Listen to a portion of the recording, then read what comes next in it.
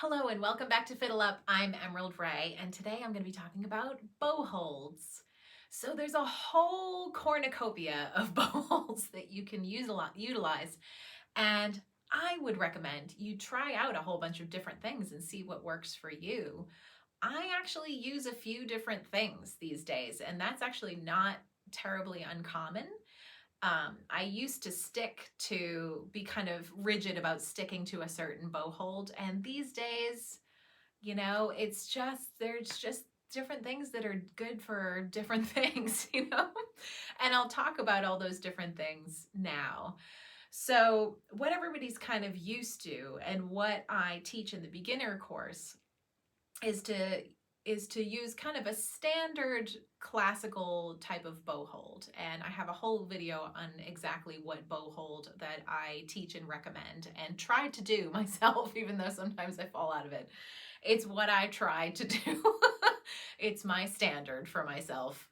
And so, it's just having, a nice loose hand, with your pinky on there and having your thumb be next to the frog and all of this kind of thing. So this is the standard bow hold that I use, and I like to show it from the back so you can see the roundness going on here.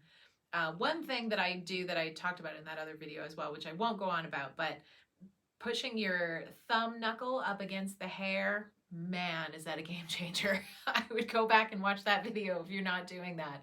It really is a huge game changer for fiddle music, especially. So this is kind of, but that's different than classical music. Classical music would say that you should never be touching the hair and you should never have your thumb be stuck against the hair like that. That would be terrible. So in general, a classical bow hold is great because it's nice and sturdy. You're utilizing a nice arch in your pinky, which gives you a lot of stability. And this is very versatile. You can use this for anything, really. You can really use it for anything. But it's also built for a very specific thing. So a classical bow hold, which even I'm hooking even a little bit more than I would if I was playing classical music, I would, and sometimes I do this for fiddle music as well, depending on what I'm playing. If I'm playing very slow, I will do this. And that's to kind of unhook your index finger so most of the weight is actually in the back of your hand, kind of towards your pinky. And this is absolutely wonderful for doing nice long legato bows, just big, long, beautiful legato bows all day. And you've got all of the power to go really fast up and down. And it works brilliantly for that. And if you're playing a lot of airs or, doing a lot of that kind of thing, doing some, certain types of Scottish music or very classical influenced, and so this bow hold is great for all that, doing all of those Scottish hooked bows and things like that. This is great for that, and I use this for that. But when it comes to playing eighth notes really fast for 3 hours, this bow hold isn't that great. So it suddenly becomes really taxing and cumbersome to be playing with a bow hold that's meant to do a lot of this, and you're suddenly playing in the middle of the bow like this for 3 hours. Fiddle players play for dances for 3 hours. I'm not kidding. 3-4 hour gigs of just eighth notes. It's a marathon.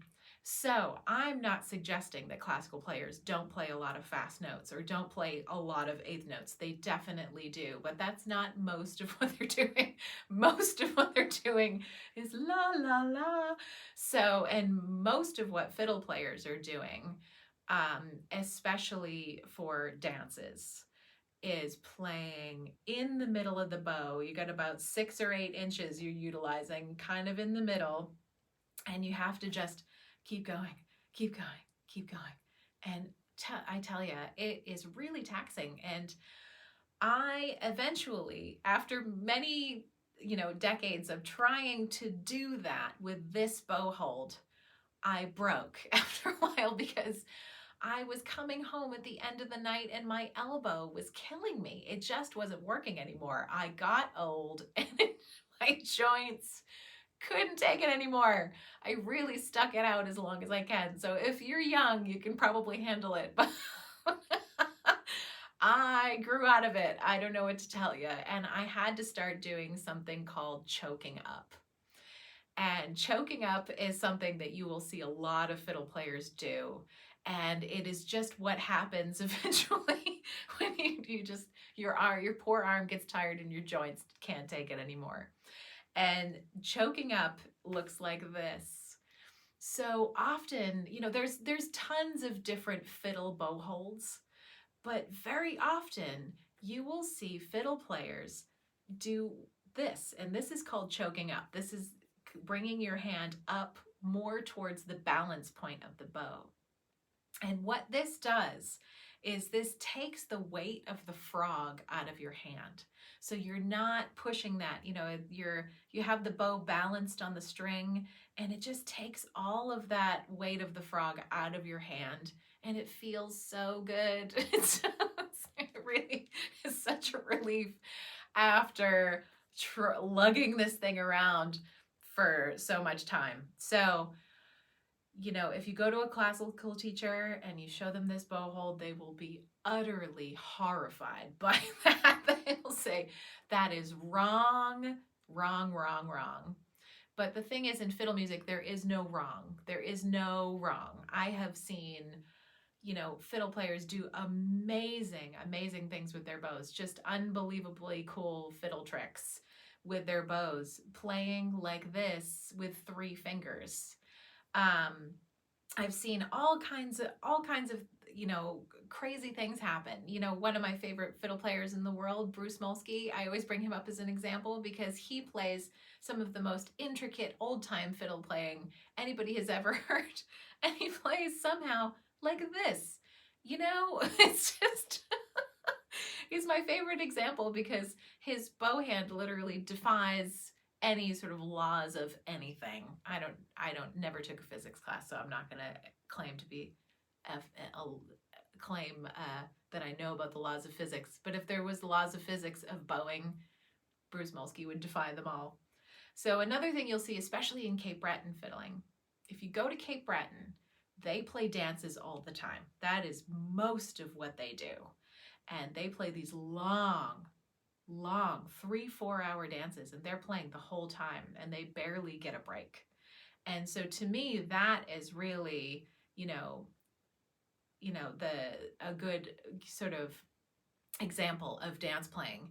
And all of them almost play up like this. It's very common to see this. And it is a 3-finger bow hold. These fingers are, your pinky and your ring finger are not involved at all. It's almost like holding the bow like a pen. It's just this little bow hold up like this, about 4 inches up, just a little bit off the coil. And a lot of them play like this.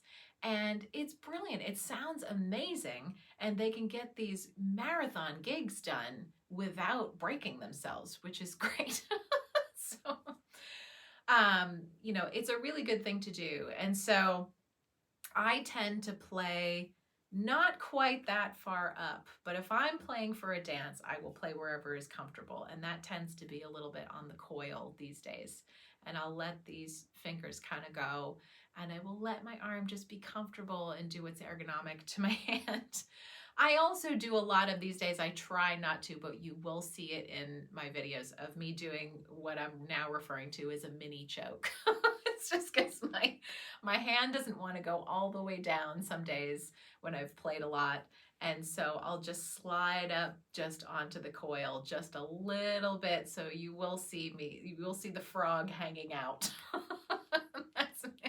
That's me trying to get the best of both worlds. So if you see that, that's what that is.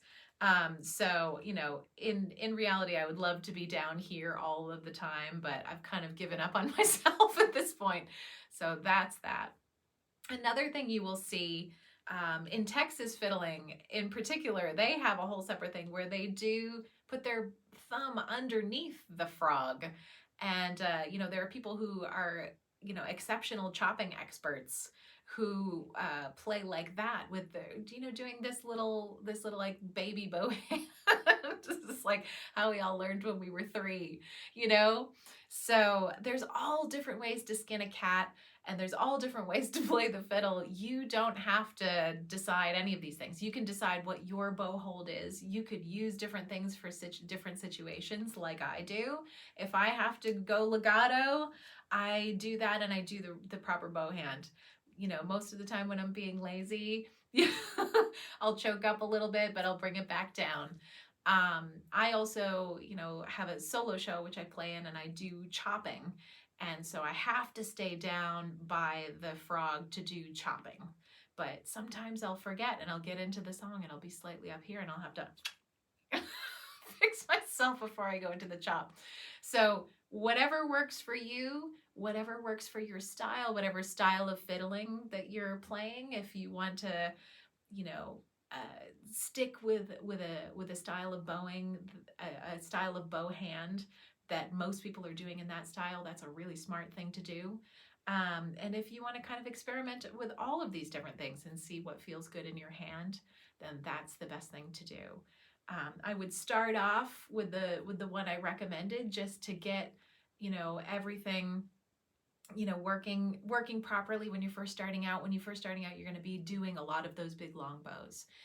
So when you're first starting, I would say definitely go with this. And then after that, let yourself roam free with your bow hand. So I hope you enjoyed that. I hope that was helpful.